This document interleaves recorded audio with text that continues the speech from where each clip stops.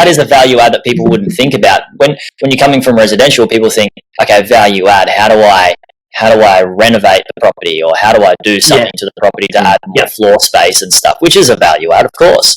But one value add that is like I would say not a hard value add to grab at, and it's not going to cost you much money other than maybe another valuation, right? Is buy something with a lease that's going to end soon, but knowing that you've done your DD on the market conditions.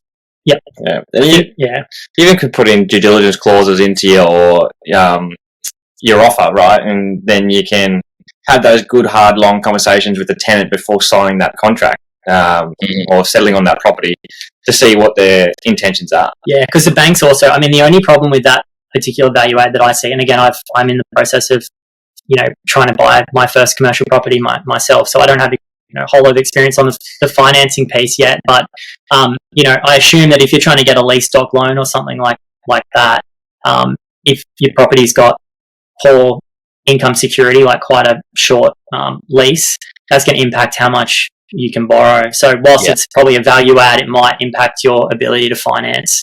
Does that make sense?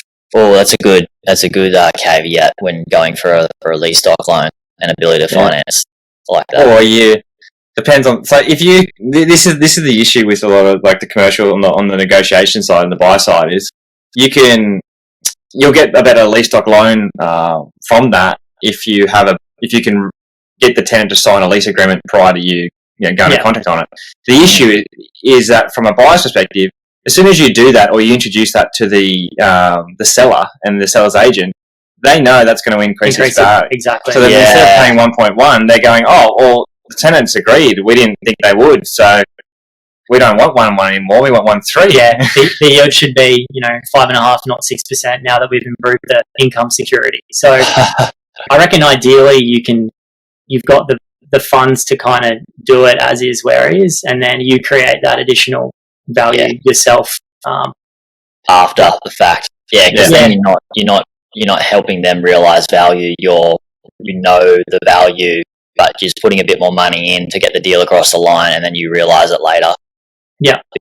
And there's a pretty good example of this in Mollendina on the Gold Coast, an entry-level freestanding industrial building. It had a tenant in there with I think the lease had less than a year to run, and it was really, really under rented, and it sold very, very cheap.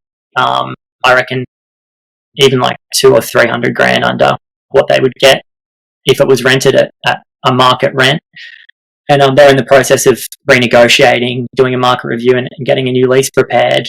There's a lot of pushback from the tenant, I understand, because their rent's almost, going up by 30% or something like that. But once they secure that and get that all locked in, I assume they're going to have a pretty nice little equity piece sitting in that property, because there would have been some uplift for sure.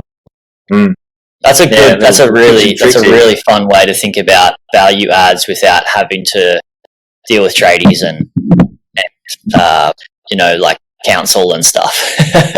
Yeah. Well, that's the bit about commercial, right? And that's the education piece, but a lot of the value is in the income. So if you're figuring out ways to basically just increase your income, you're actually essentially figuring out ways to increase your capital value as well, which is obviously you get the best of both worlds on that front. But the income side is what that's your lifestyle piece, right? And there's always this argument: do you go capital growth? Do you go income?